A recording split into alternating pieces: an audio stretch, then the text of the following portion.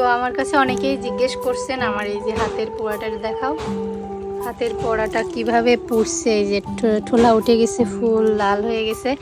মূলত আমি বাবার এখানে এসে রান্না করতেছিলাম, তো আমার মার হচ্ছে সোরাটার ওই আংটাটা ভেঙে গেছে।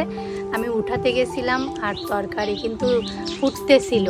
হ্যাঁ, তরকারি ফুটতেছিল, সেটা ডাকিয়ে দিছিলাম। ডাকিয়ে সবাই জানেন মেয়েরা রান্না করেন যারা, তো ওইটা উঠাতে গিয়ে ওই এক পাশ উঠছে আর ওই এক পাশের সব ছাকনা এইভাবে উঠাইছি, এক পাশে সব ছাকনা এসে এইখানে লাগছে।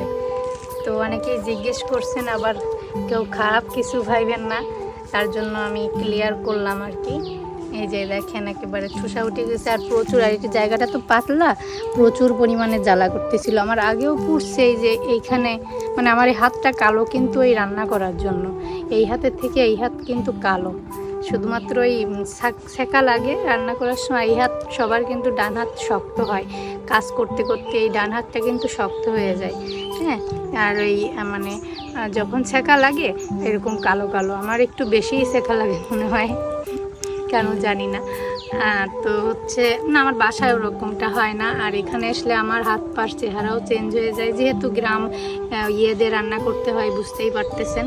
তো আমি যখনই আসি আমি রান্না করি, কারণ আমার ভাই নাই, ভাই বউও নাই, মা বাবার বয়স হয়েছে, যতটুকু যা পারে আমাদের জন্য করে।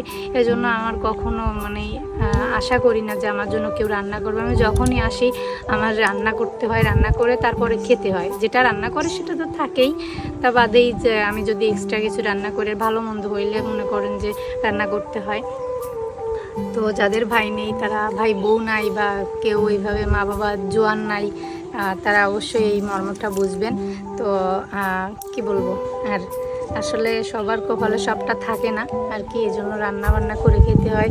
আমার বাসায়ও আমার নিজের সবটা করা লাগে, এখানেও আমার নিজের সবটা করা লাগে। গোছ গাছ বলেন, যাই বলেন, সব কিছু এভরিথিং সব কিছু আমার করা লাগে। তো আর কি, যারা বোঝার তারা বুঝতেই পারছেন। সবাই ভালো থাকেন।